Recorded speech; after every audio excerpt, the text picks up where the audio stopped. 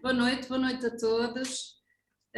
Mais uma vez estamos aqui com o Dr. Carlos, desta vez com o tema Tónicas da Ascensão. Sejam bem-vindos todos. O doutor tem a palavra.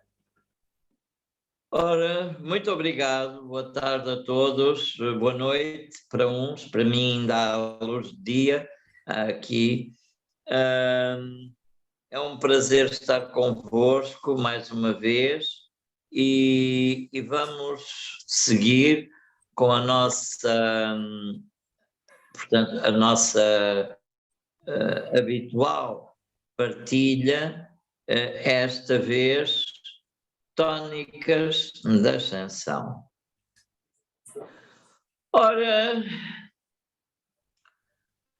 fala-se muito de ascensão, que vamos ascensionar, tudo vai ascensionar, muita gente quer ascensionar, e é assim. Mas trabalhar para isso dá muito trabalho. Dá muito trabalho e o pessoal muitas vezes não está assim para isso, porque trabalhar é um bocado chato, incomoda um bocadinho e então é melhor talvez a gente arranjar um comprimido, uma pastilha, um envelope de algo efervescente que ponha na água e aquilo rapidamente toma-se um elixir de ascensão e vamos mais rápido que um foguete por aí acima.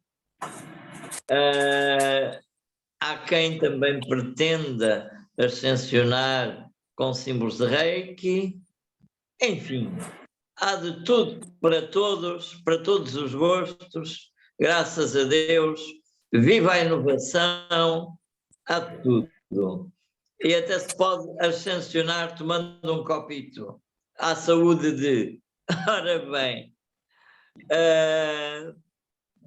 a realidade é que eu estou anedoticamente falando, mas estou a dizer uma grande verdade, porque muitos pretendem ascender e o esforço, o trabalho na senda é muitas vezes pouco, insuficiente e temos algum desencanto de ver isso, porque muitos são realmente os chamados e por causa do não trabalho e do deixar para amanhã aquilo que se pode fazer já, vão ser muito poucos os escolhidos. E é esse processo que nós queremos alertar, chamar as consciências, de forma que as pessoas se tornem mais responsáveis por si próprias e consigam fazer algo que não é assim tão difícil. As tónicas de ascensão são processos preparatórios que nos ajudam a passar ao plano ascensionado. Muitas pessoas pensam que a ascensão é algo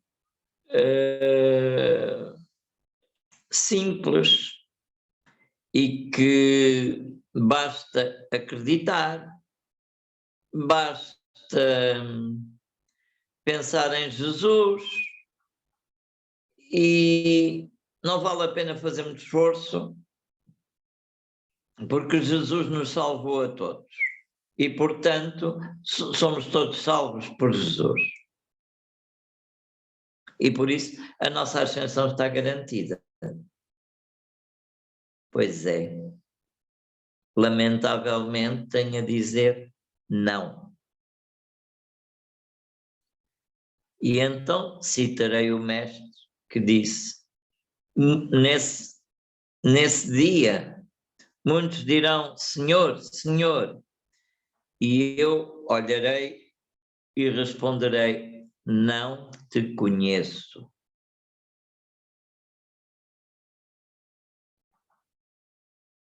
Essa é a verdade.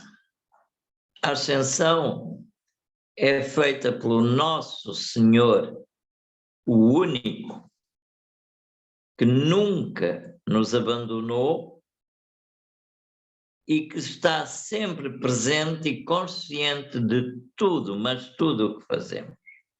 Este nosso Senhor é exatamente o nosso santo ser crístico pessoal.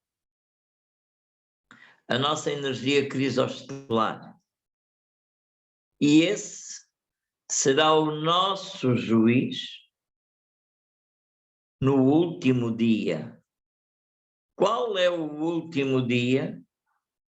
É o dia da nossa partida daqui desta vida. Porque só há uma única vida e não várias vidas. E vocês dizem, agora, ele endoidou de vez. Fala-se de renascimento, de vidas anteriores, e ele diz que só há uma única vida e não há várias vidas. Não, há uma só única vida. A vida em que temos consciência da nossa divindade como seres e da nossa responsabilidade. E essa é a única vida na qual somos chamados e que vamos prestar contas. Vamos prestar contas ao nosso ser maior, aquele que sempre esteve em nós e está connosco, que é o nosso santo ser crístico pessoal. E nós lhe diremos, Senhor, e ele nos dirá, não te conheço.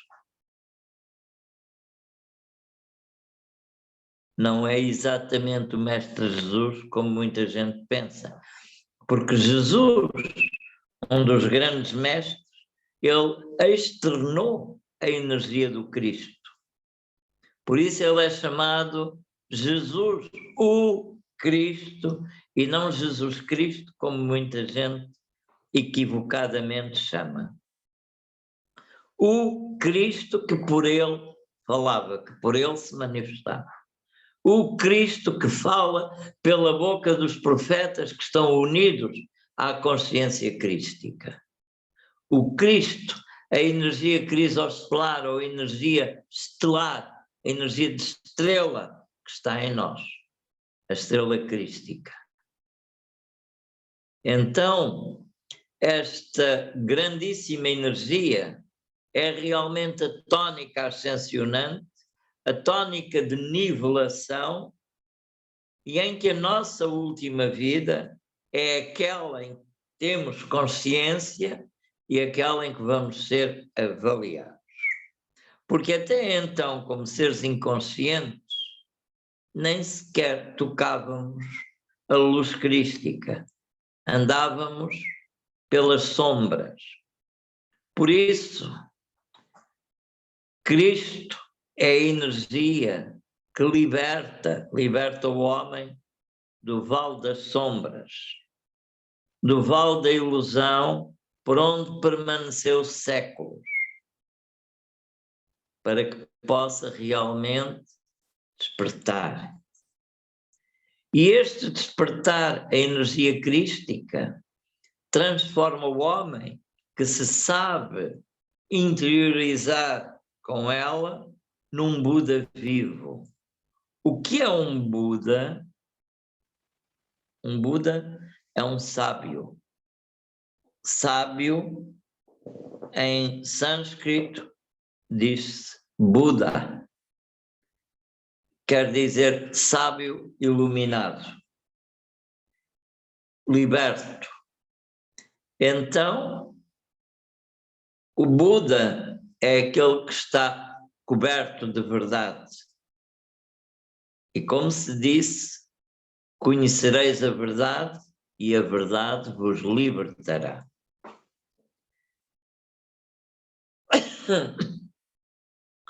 Na lenda da história de Buda, de Gautama, Siddhartha Gautama, também conhecido pelo nome de Shakyamuni, ele despertou sentado junto à árvore de Bodhi, a figueira. E junto a essa árvore, ele despertou a sua consciência. Por isso, sempre que se tenta representar o Buda, seja ele qual for, se representa junto de uma árvore. Mas não quer dizer que todo o Buda tenha que despertar junto de uma árvore. Simbolicamente, também, a árvore pode significar a árvore da vida. Simbolicamente. Por isso, nós todos estamos condenados a ser conscientes da nossa divindade. Mais cedo, mais tarde, não importa, porque não há tempo. No infinito espaço não há tempo. Porém, os mundos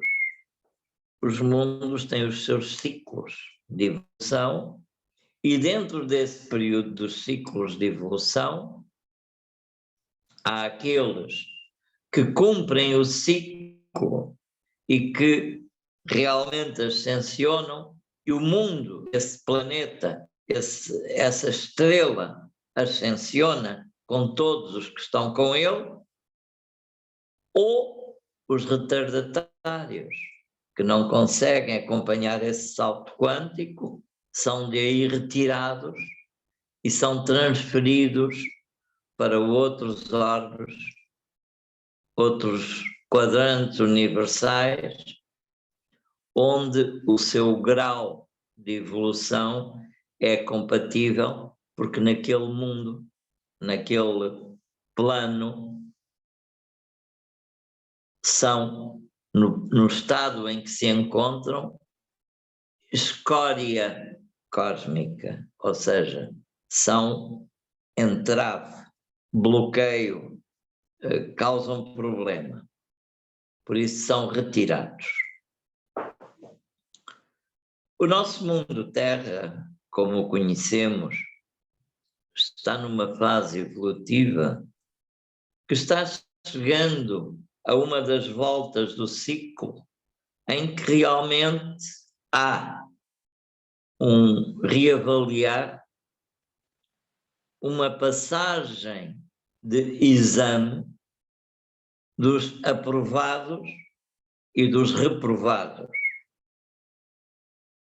E assim, uns vão passar para outro nível, para outro escalão de consciência, claro, e outros vão ficar noutro lugar, não aqui, e por conseguinte serão removidos daqui para fora por ocorrências diversas que os repõem no seu lugar em que ao qual estão mais afins. É lamentável que isso suceda, mas é escolha do próprio e, na verdade, entre nós, embora muitos lamentem e neguem, não há um só que não saiba e que não esteja avisado do que tinha que fazer para o caminho de sintonia. Por isso se disse: os últimos são os primeiros e os primeiros são os últimos.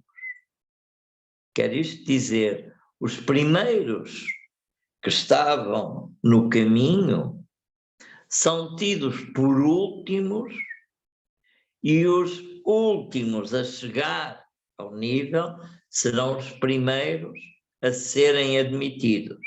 Quer isto dizer, porquê que os primeiros são os últimos e os últimos são os primeiros? Porque os primeiros já estavam qualificados. E os últimos se qualificaram. E aí vem a história da parábola do filho pródigo, do tal pai que tinha o filho e que o filho tinha gasto toda a herança que lhe competia, pediu todas as benesses ao pai, o pai lhe considerou, e ele foi, como vocês sabem, gastou tudo, malbaratou tudo e voltou arruinado, pedindo ao pai misericórdia e que o recebesse de novo. E o pai se alegrou e mandou que fizessem uma festa e readmitiu aquele filho. Isto quer dizer exatamente que os últimos, aqueles mesmo que estavam no erro, ao chegarem, ao tomarem consciência, ao se arrependerem dos caminhos da ilusão e do engano, e ao assumirem as novas vestes, consciência, são imediatamente admitidos com júbilo à presença de todos os bem-aventurados. Por isso, os últimos são os primeiros no regozijo, sentido nas esferas elevadas por aqueles que conseguiram sair das trevas para a luz. E todos os outros, os primeiros, se juntam nesse festejo de alegria e regozijo, recebendo esses seus irmãos. Quer isto dizer que o reino celeste é cheio de equilíbrio, que não há maiores nem menores, e todos são filhos luminosos de seu Pai e sua Mãe divinas. E por isso todos serão recebidos em grande alegria nessa entrada triunfal das almas elevadas e abençoadas. Vocês entenderam o que isto quer dizer? Não é exatamente um festejo como aqui na Terra, mas sim um júbilo de espírito, uma glorificação de espírito. É uma coisa diferente. Falamos assim para que as consciências terrestres, ainda imbuídas de materialidade, possam entender nas nossas palavras de comparação as grandes verdades que são aqui pronunciadas de uma forma que todos possam entender. Nós falamos de modo a que uma simples criança possa perceber o nosso discurso. E agora eu venho aqui afinar as consciências para a necessidade do encontro, o grande encontro que é preciso fazer para ascender. E o que é que nós necessitamos fazer para ascender? Em verdade vos digo que qualquer um que não for como uma criança, não entrará no reino dos céus. O que quer isto dizer? Quer dizer que é preciso salvar a criança interior. A criança interna, o ser puro, divino, a inocência e a pureza que há em todos nós e que foi esquecido no caminho do percurso do homem, da mulher, e que foi deixada, abandonada, maltratada.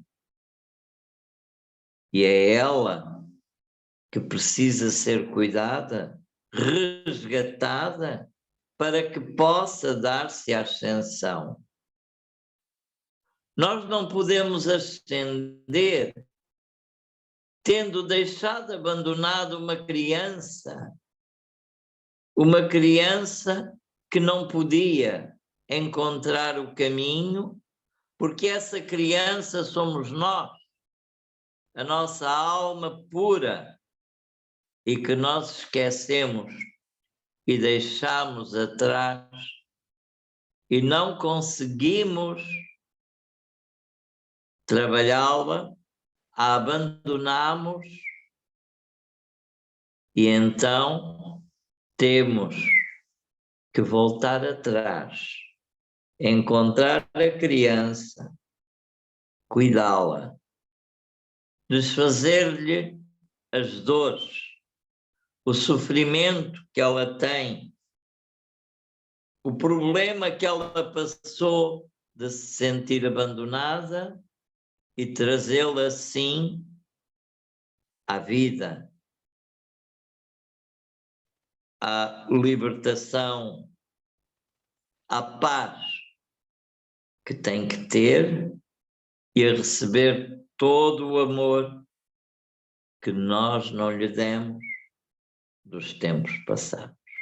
Ou seja, cada um de nós tem um menino dentro dele, uma menina dentro dela, para reencontrar, para abraçar, para resgatar e conduzir consigo. Portanto,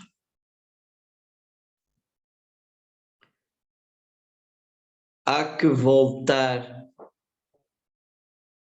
à consciência da pureza, chamado a isso o espírito virginal, porque somos todos anjos puros que descemos da presença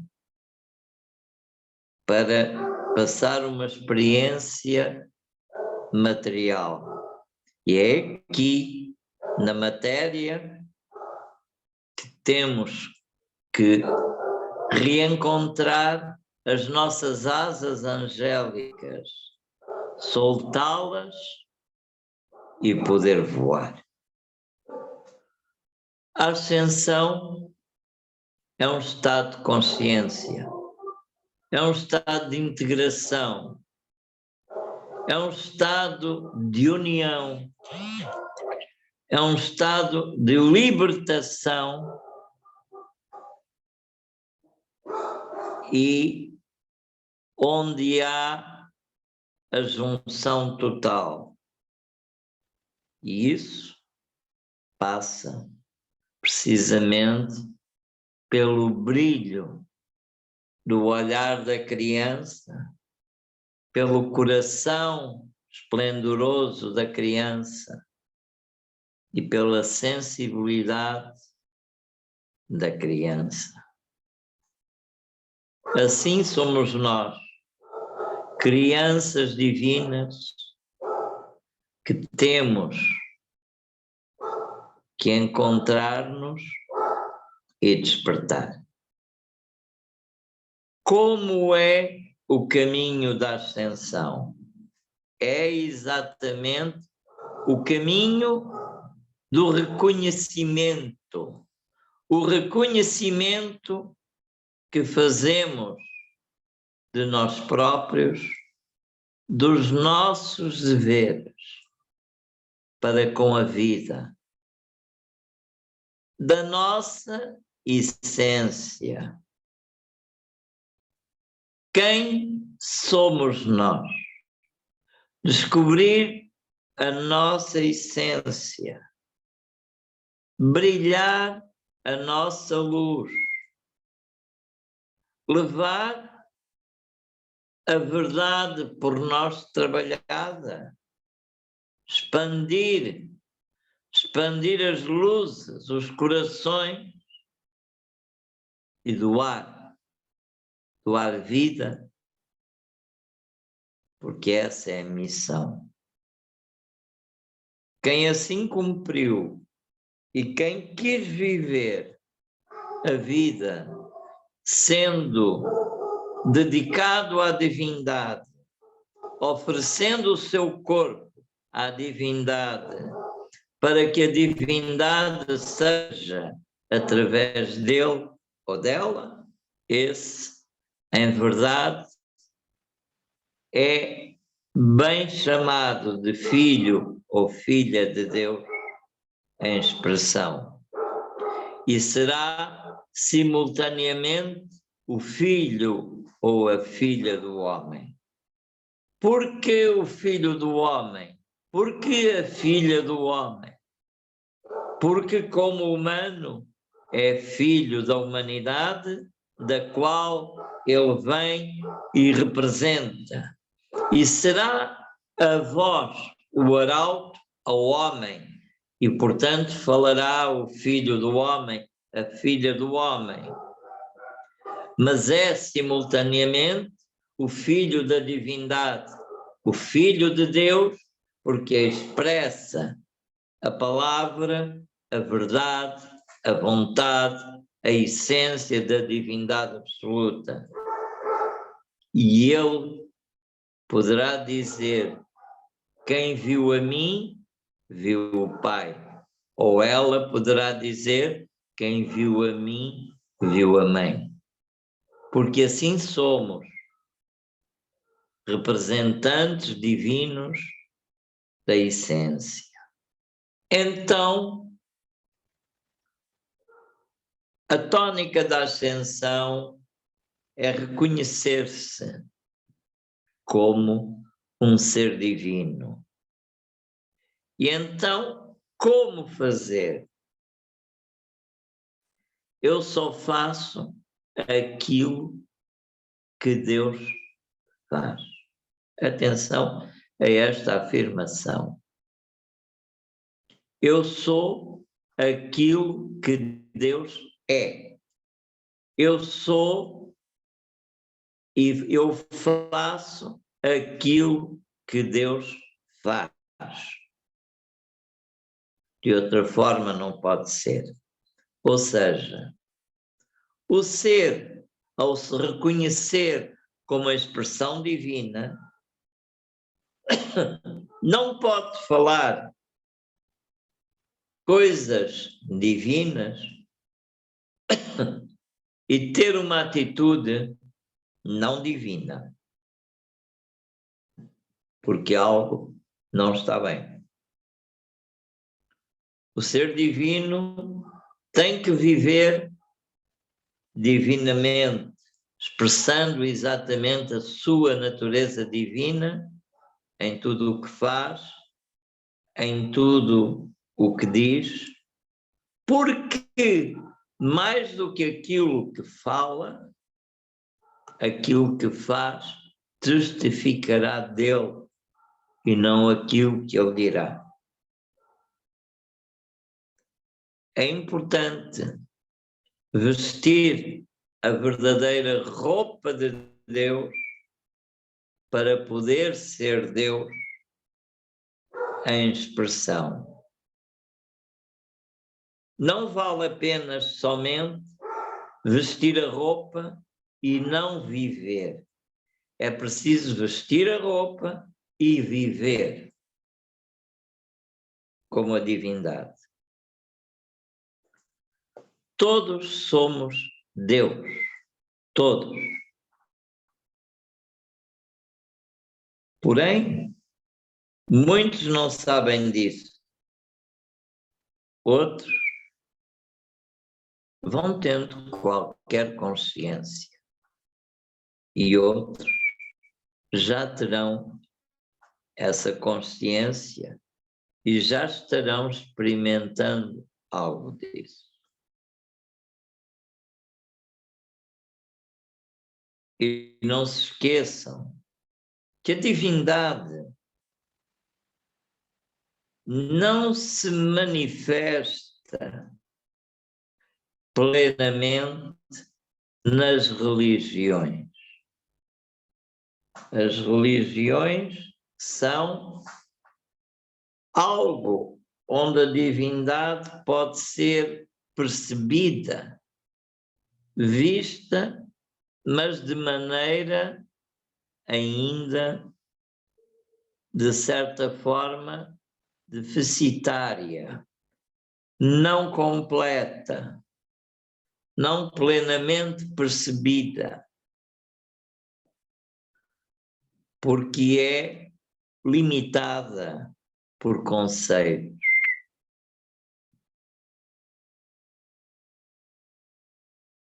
A melhor forma de falar de Deus é simplesmente guardar o silêncio e limitar-se a ser. No silêncio se aprende. No silêncio se descobre a verdadeira natureza.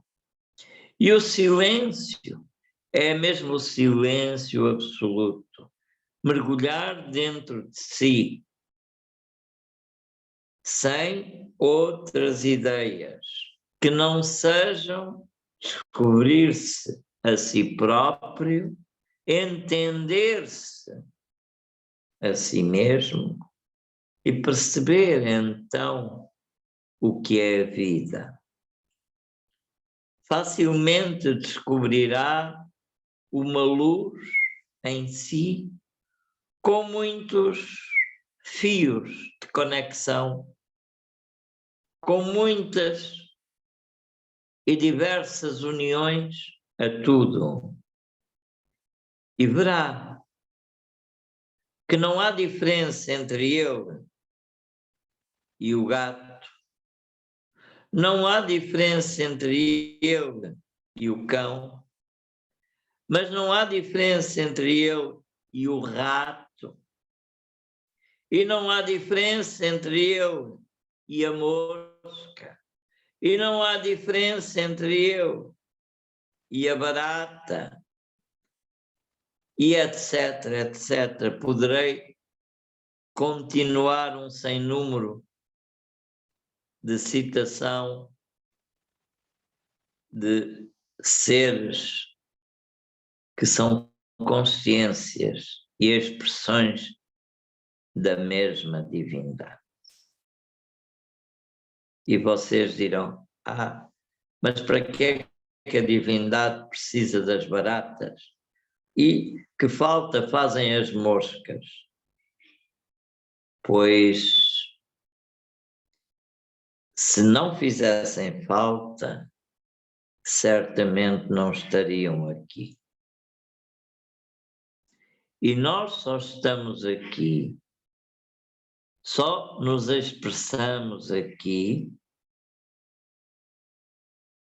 porque Deus criou as moscas, criou as baratas, criou os ratos e tudo mais que nos permite ser e estar. Porque sem isso não estávamos.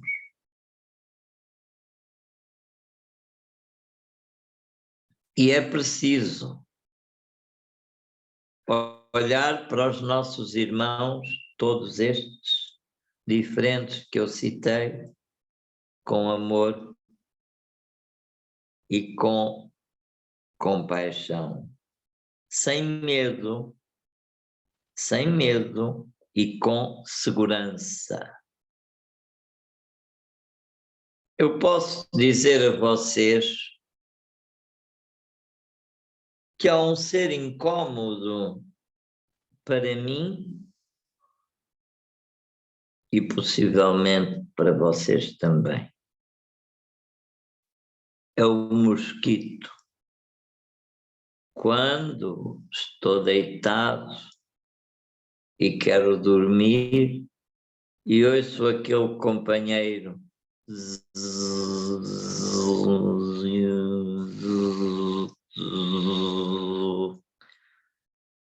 qual é a vontade? É dar assim, não é? Pois não. E por que não? Porque o mosquito não tem culpa de ser mosquito. E para ser mosquito, ele tem que comer. E qual é a comida do mosquito? Sangue.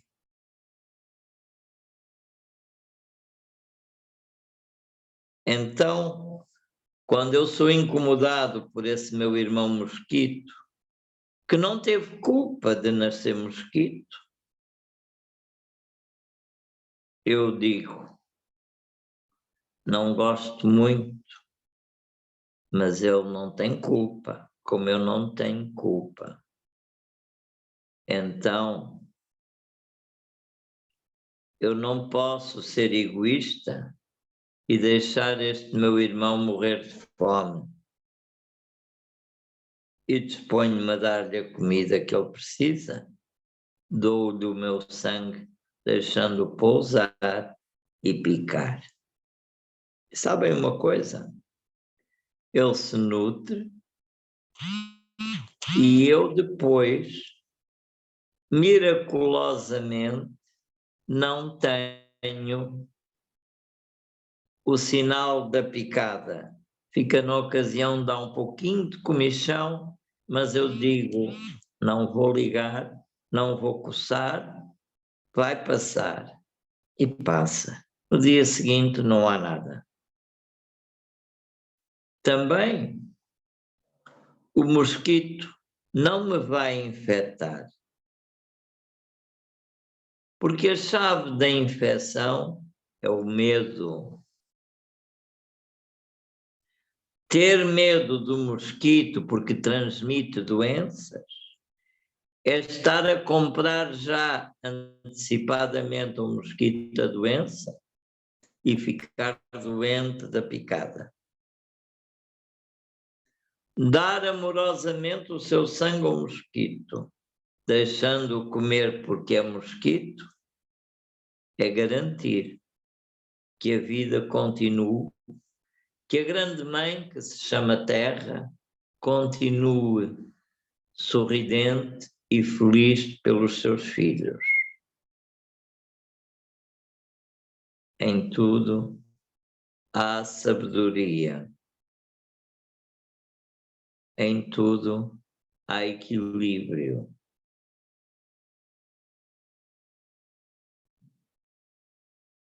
Os seres predadores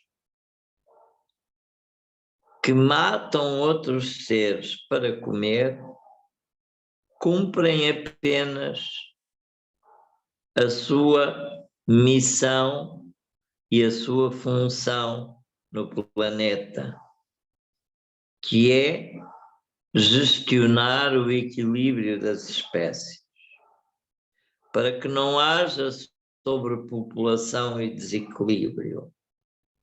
O homem que nada sabe do assunto gera desequilíbrio das espécies porque tenta proteger uma espécie dos seus predadores naturais e não deixa a vida seguir o rumo normal.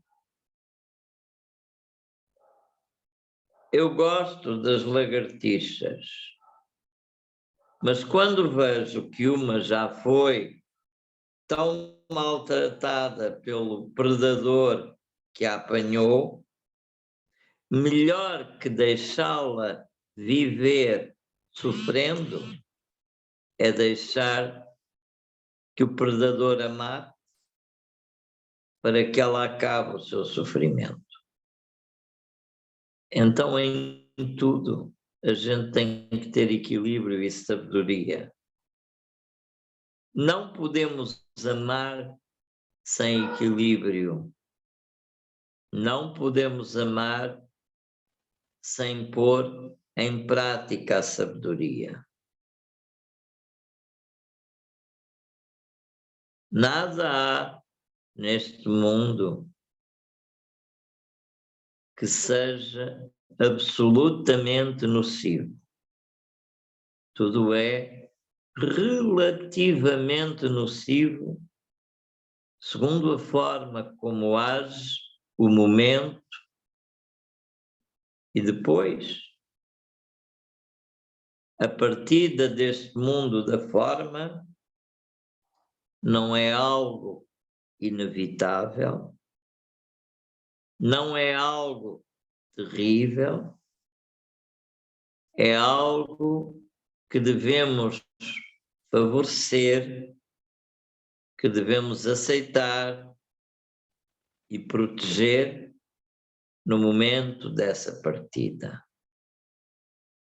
E todos partem de uma forma ou de outra, cumprindo o seu destino, a sua missão. Tónicas de ascensão. Compreender a vida, primeira tónica. Compreender o porquê da vida e como ela deve ser vivida, orientada, definida.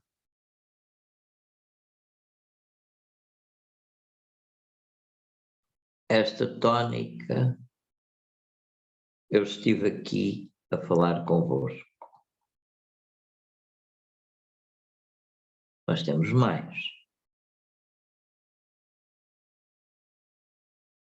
Mais importante que a tónica de compreender a vida é viver em harmonia. Viver em harmonia só é possível a ser realidade àquele que realizou o encontro e a compreensão das coisas. Então, não se angustiará, porque nada há que possa gerar angústia. Angústia é uma desarmonia. Angústia é filha de um pai e de uma mãe. O pai chama-se medo e a mãe chama-se incerteza. O medo e a incerteza geram angústia. E a angústia não é boa companheira para o caminho daquele ou daquela que é o peregrino da verdade. O peregrino da verdade e da vida não pode ter por companheiros ao medo seu pai, nem a angústia sua mãe,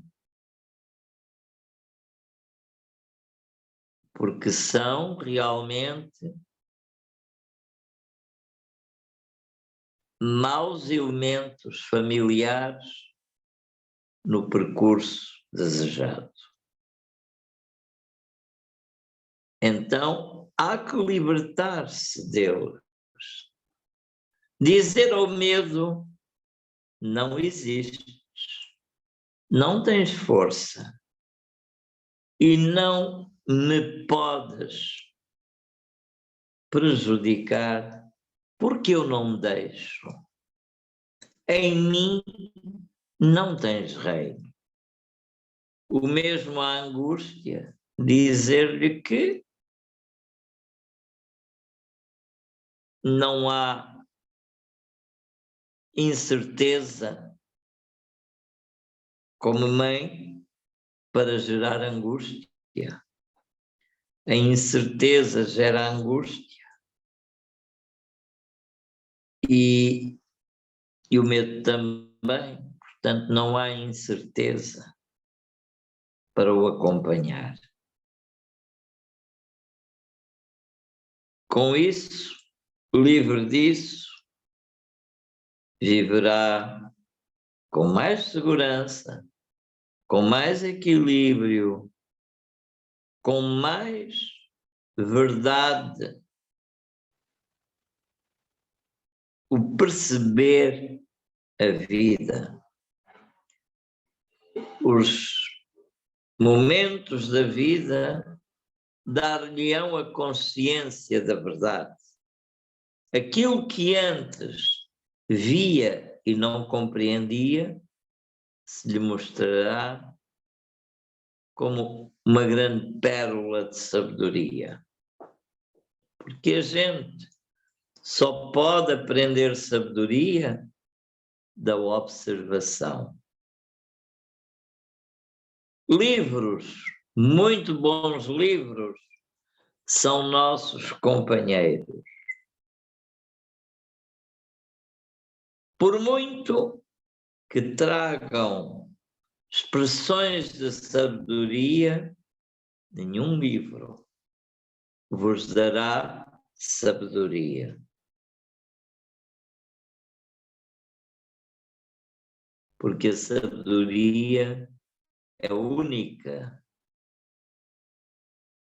própria e brota diretamente da fonte interna. Não se aprende.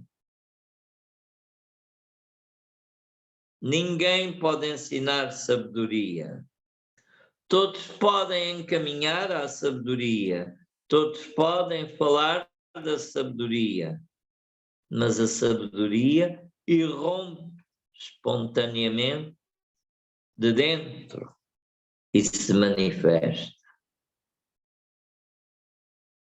E não há nenhuma que possa não ser digno de a ter. Mas para isso tem primeiro que se baixar de si próprio, dos seus conceitos, que são o ego, e que humildemente se reconheça ignorante de tudo. E ao declarar-se internamente ignorante, se faz imediatamente vaso para receber e se encher da sabedoria, que é inata, brota espontaneamente. Não se pode cursar sabedoria, mas pode-se exprimi-la quando ela flui. E a sabedoria só flui em verdade quando o homem e Deus se unem. Sem isso, não há sabedoria que se expresse.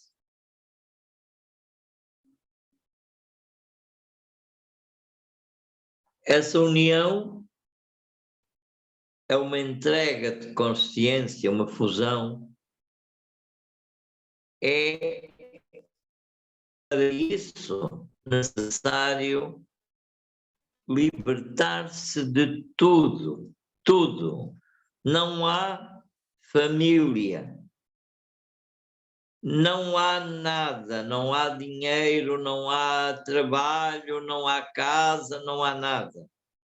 A sabedoria é entrega total, sem qualquer condicionamento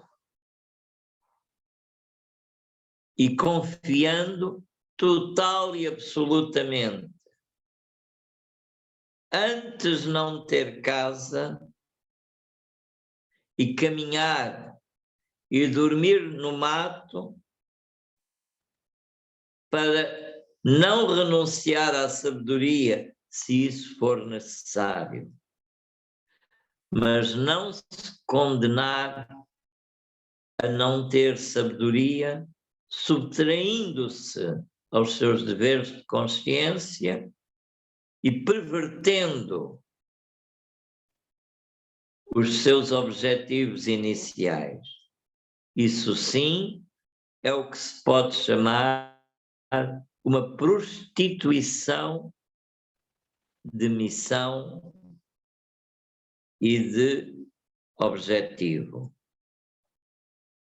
Então, é necessário uma entrega total e dizer exatamente: estou aqui, faça-se, confiar, doar-se. E em cada momento surgirá o que tem que surgir. E, sobretudo, não se orgulhar, nem dizer eu sou sábio, ninguém sabe mais do que eu. Quando fizer isso, se isso alguma vez sentir, a sabedoria imediatamente o abandonará. Porque ela não escolhe por companheiro pessoas que tenham esse tipo de consciência. A sabedoria é realmente consciente do que quer. E por isso só habita a consciência da criança pura, porque só ela pode expressar a verdade sem ter vergonha e sem ter qualquer limitação imposta.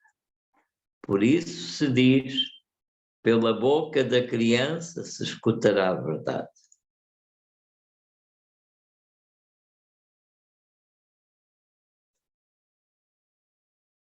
A ascensão é algo que se faz com grande sacrifício, com renúncia.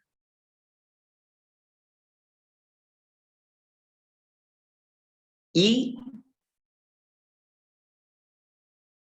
então ao sábio se apresentará diretamente Satanás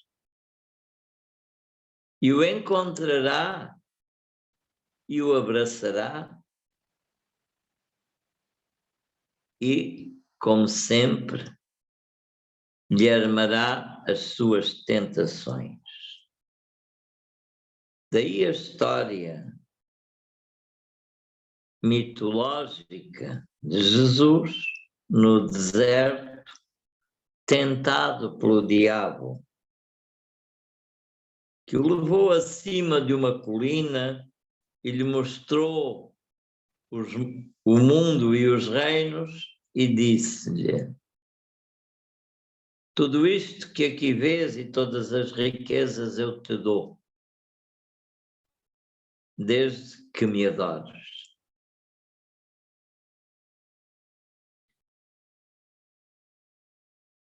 esta lenda, que não é outra coisa do que uma lenda, é exatamente os 1001 obstáculos que surgirão na vida do devoto que decidiu, que escolheu o rumo da verdade, de deixar o caminho do mundo e dedicar-se à transcendência do espírito. Então virão os amigos, os familiares, os conhecidos, que lhe virão trazer propostas de grande vantagem material, verdadeiras coisas que serão de nunca abandonar à primeira vista, pois são realmente conquistas fantásticas, garantias fabulosas. E realmente, para que trocar aquilo que é improvável por uma coisa garantida, com honras e benefícios impossíveis de obter facilmente de outra forma, que não aquela que agora surgiu? Pois é. É nesse momento que é preciso dizer não. Não quero. Porque é nesse momento que, através dessas benesses, Satanás se mostra. Mas quem é Satanás? Satanás é o Deus da matéria. É o Deus de tudo o que é material, perecível e realmente não extremamente necessário.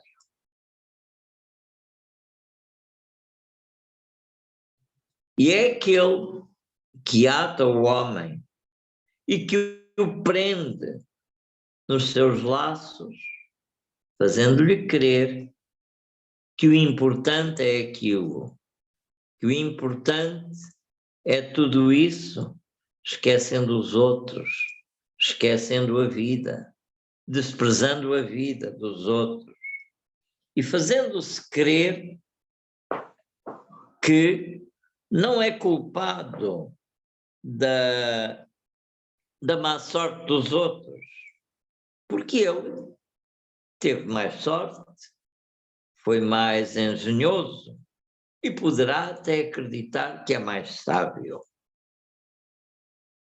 Porém, aquele que nada tem de seu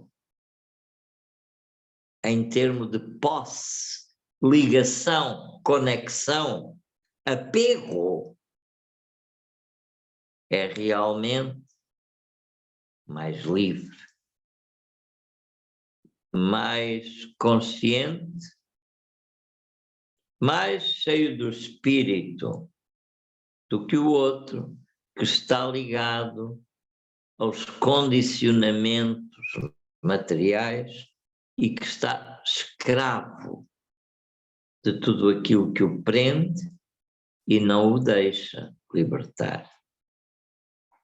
Por isso, quando chegar a hora da partida deste mundo, por atravessar a porta da morte que a todos toca, ele não quererá ir e tentará jogar às cartas com o anjo da morte, tentando enganá-lo e ficar vivo, como a história portanto, a famosa história de Mefistófeles, tentando jogar os dados, portanto, com o homem que queria permanecer E a verdade é esta: ninguém engana o anjo da morte e ninguém viverá para sempre fisicamente. Então, porque também está escrito: carne e sangue não herdarão o reino dos céus. Não é através deste corpo físico que se vai deteriorando naturalmente com o passar dos anos. Não é nele que alcançaremos o céu, mas é nele que conquistaremos a dignidade de ascender ao céu. Como dizia Francisco de Assis, é morrendo que se nasce para a vida eterna. Então, as coisas deste mundo devem ser tomadas com leveza, nunca tomadas como uma realidade absoluta, mas sim procurarmos executar a liberdade entre nós, a verdadeira liberdade no ser, a liberdade de consciência, a libertação de tudo que aparentemente nos prende, de tudo aquilo que é lastro, âncora pesada e que no momento da partida não liberta a consciência. No momento da chamada morte, a última coisa que nos toca é o último pensamento, aquele que nos faz despertar no além, e esse é que regerá o nosso estado de consciência. Para a libertação, eu vos aconselho o desapego. O desapego é a não identificação com as coisas materiais, a não posse. Pode-se ter aquilo que seja sem sentirmos que aquilo é nosso. E o que é nosso é aquilo que se diz o meu, a minha. Mostro esta esferográfica. Estão a ver? A caneta, supostamente. E o que é que dizemos? A minha caneta, não é? A minha caneta. Se é a minha caneta, eu já me prolonguei na caneta. Esta caneta é minha, é parte de mim. Quer dizer que eu sou a caneta também. E é isto que se chama a identificação, a posse, a possessão e, ao mesmo tempo,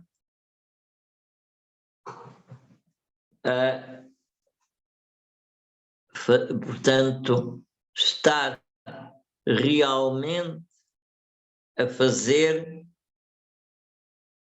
uma projeção de si mesmo naquilo que não é eu, ela.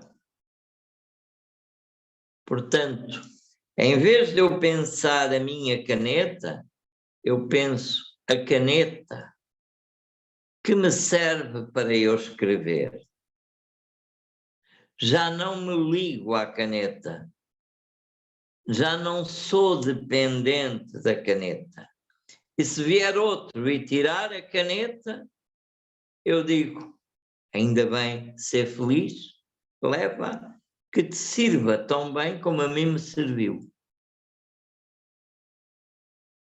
Chama-se isto desapego. E faz-se isto com objetos,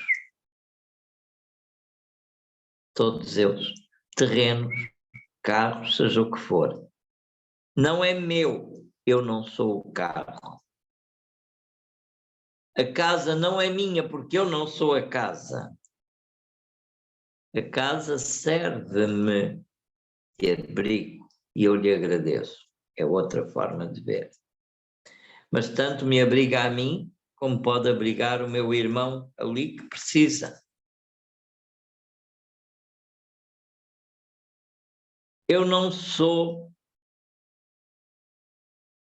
seja o que for, aquilo existe para minha possibilidade de melhoria, de algum conforto. Mas a felicidade não é isso.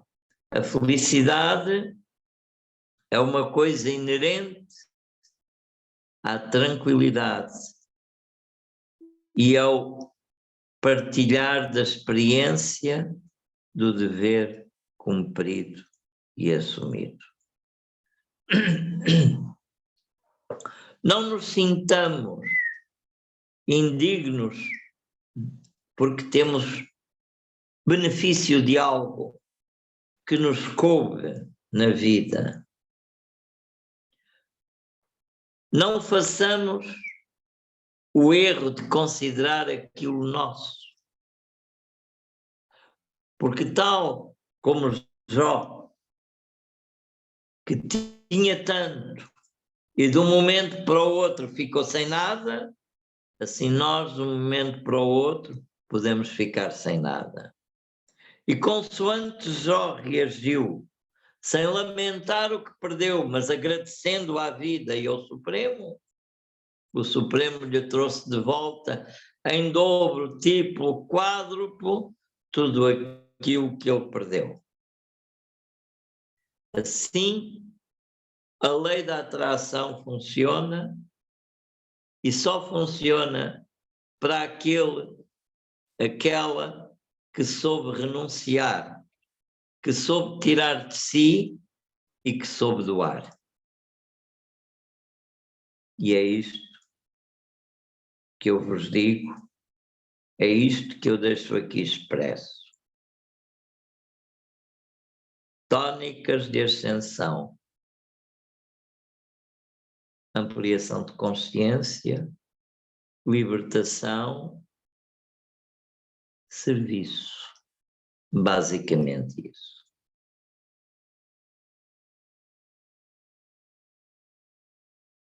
E agora eu vou aqui parar um pouco, fazer uma pausa